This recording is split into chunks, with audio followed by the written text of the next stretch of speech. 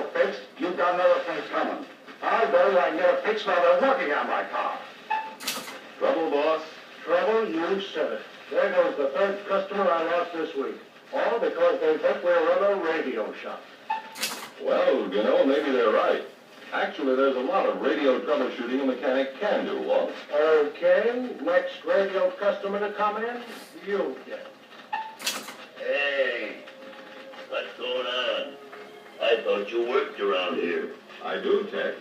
This is a test setup for checking radio sets. 5 years in the Army, you gotta learn something besides saluting. Hello, Jack. You're just in time to lend a hand. I've got a radio job for Paul. What seems to be the trouble, Walt? One of our best customers brought his car in a few minutes ago with a radio that's deader than a mackerel. You think you and Tech can revive it? Could be, Walt.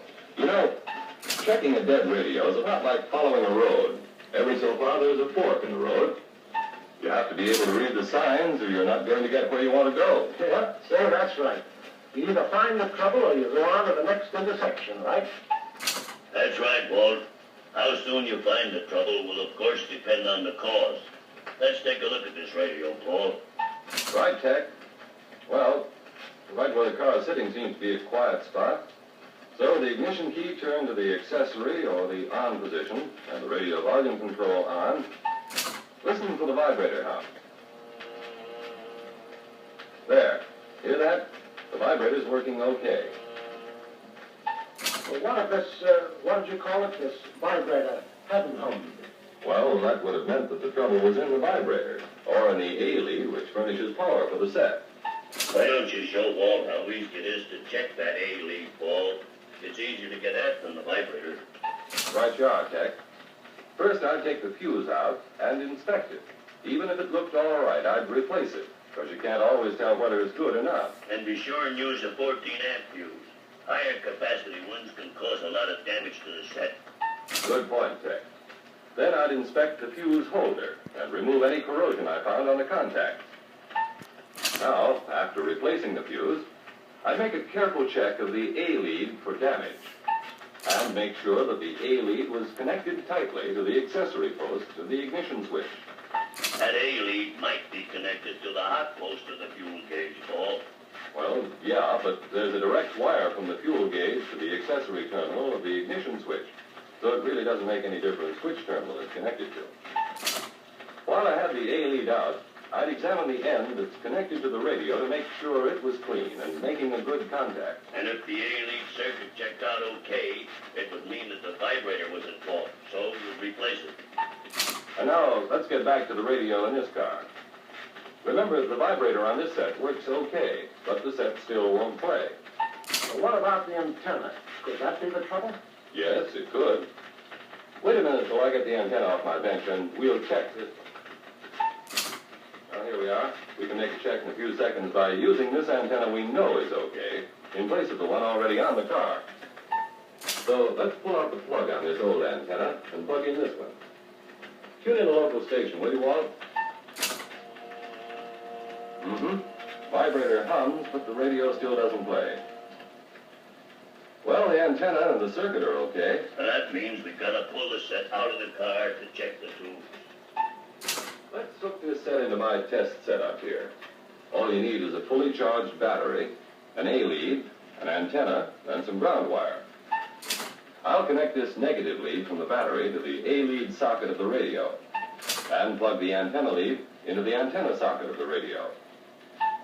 Hold on a minute. Before we start checking for faulty tubes, we better check that control unit power cable to see if it's seated properly in its socket. And be sure the radio is off when you're touching them cable connections. Right you are, Tech. Now let's turn the set on and check the tubes.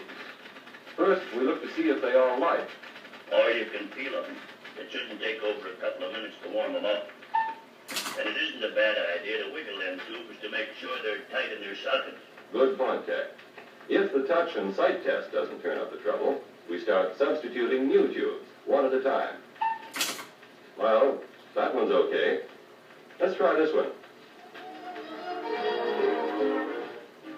How's that? Hit it that time. Hey, you're all right, Paul. But maybe you can tell me what's wrong with the radio in my wife's car. Maybe. What happens when you turn it on? The fuse blows. I stick in a new one and blew it blows too, even before she starts the engine. Sounds like vibrator trouble. Well, try this trick. Pull these two halves of the fuse holder back so that the contacts are exposed and flash them together like you'd strike a match. Well, don't hold them contacts together or you're apt to burn up the internal circuit of the set. What does this flashing do, Paul? It sends a surge of electricity through the points and breaks them apart.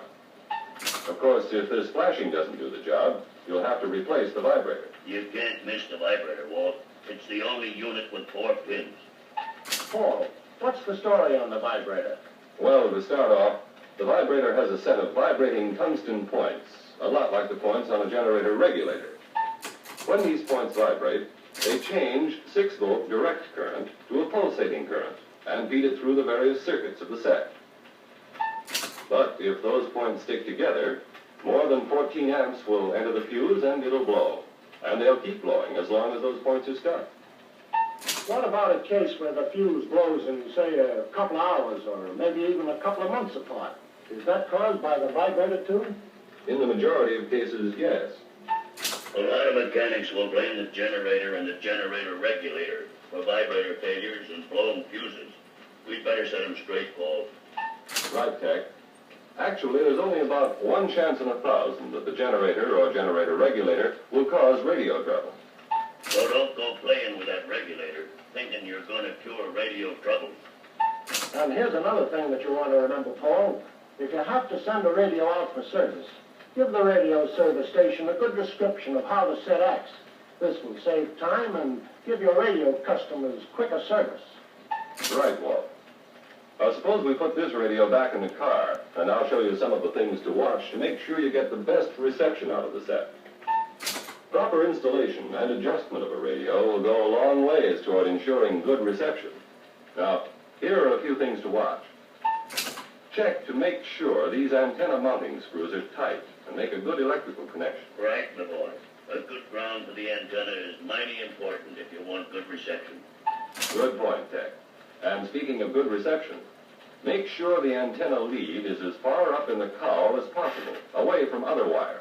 If you aren't careful how you run that antenna lead, you're apt to pick up interference directly from the car wiring.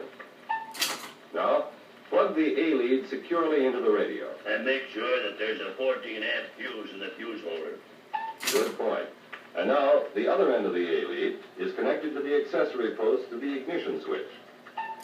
You want to make sure that the radio is snug in its mounting by checking all attaching screws, bolts, and braces. Then, when you get the push-button adjustment checked and the antenna compensator adjustment checked, you're all done.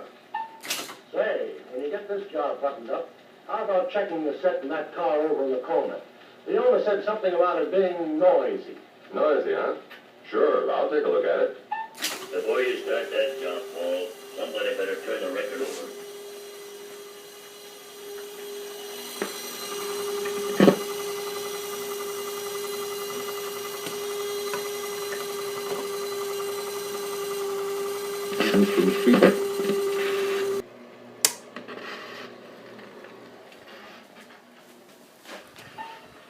Before we get into this particular noise job, Walter, I think we ought to talk about common causes of noise, which radio men call interference. Okay, Paul, go ahead. Well, there are 3 general types of interference complaints. Well, external or the type that comes from street cars, buses, power lines. Internal interference, which includes ignition and generator noises, and may even include tire static. And then there's interference from background noises, which you get when you sit in a weak or a distant station with the volume up high. Now, let's take these one at a time. There are a couple of things you want to find out from the owner first, Paul. Say that's right. You want to find out the kind of noise the owner is objecting to, under what conditions he gets this noise, and if possible, have him turn on the radio and demonstrate this noise. This external noise, there isn't much you can do about it, is there? Well, there are some things you can do. You can make sure the push-button tuning adjustment is okay. Here's what you do. You bring in a station with a push-button, then dial the same station manually.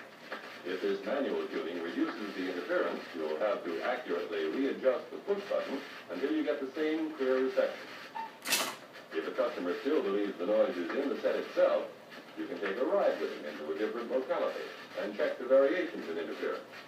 This will usually convince him that the interference is external and is due to some local disturbance.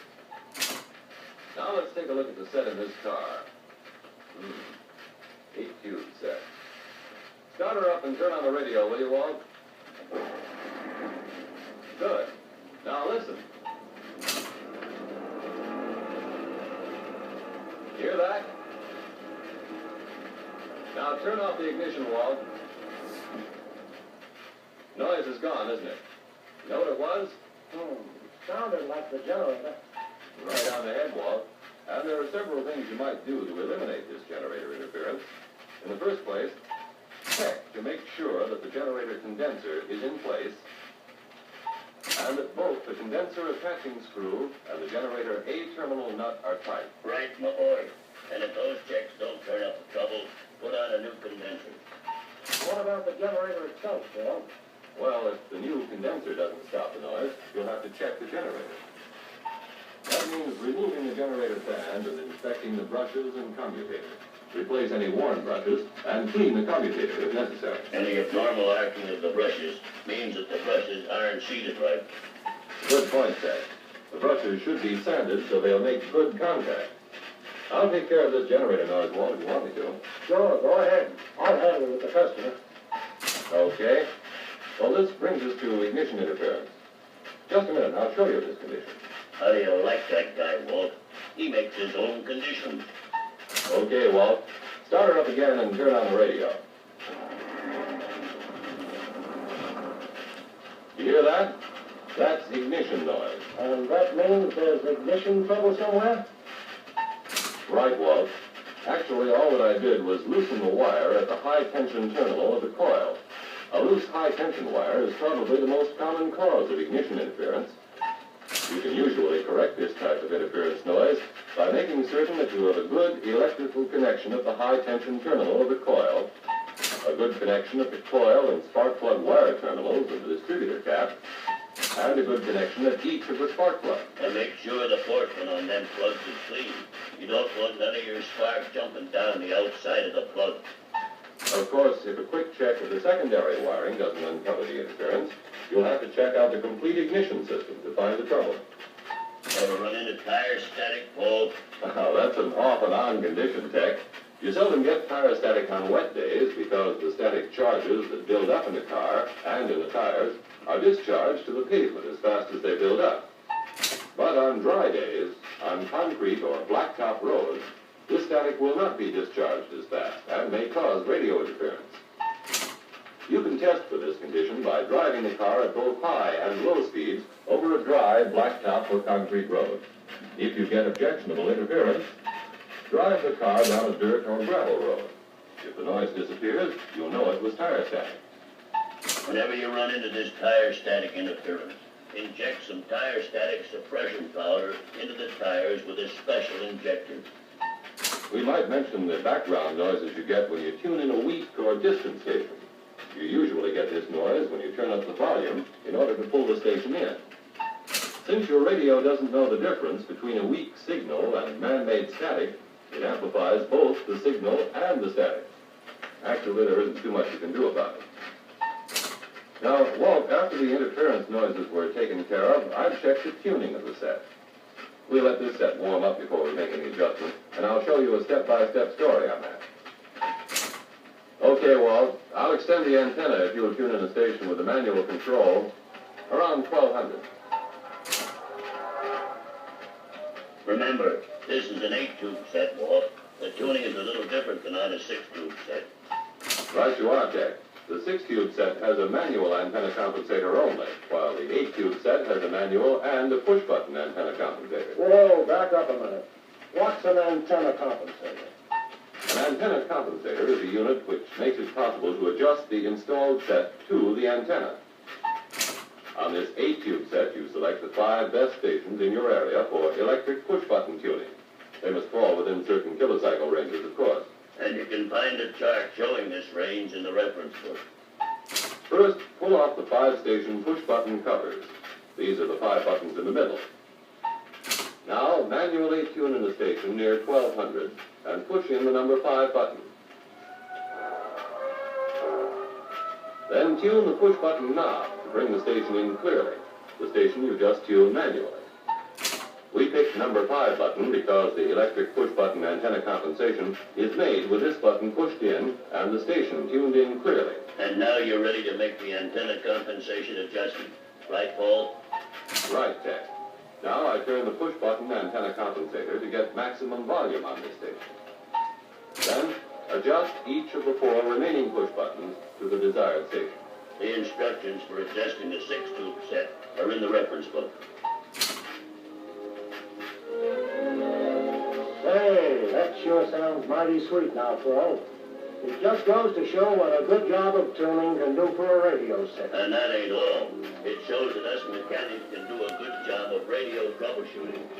Besides proper installation and tuning, we can track down interference noises and replace faulty tubes and vibrators. But remember, don't start taking a radio apart.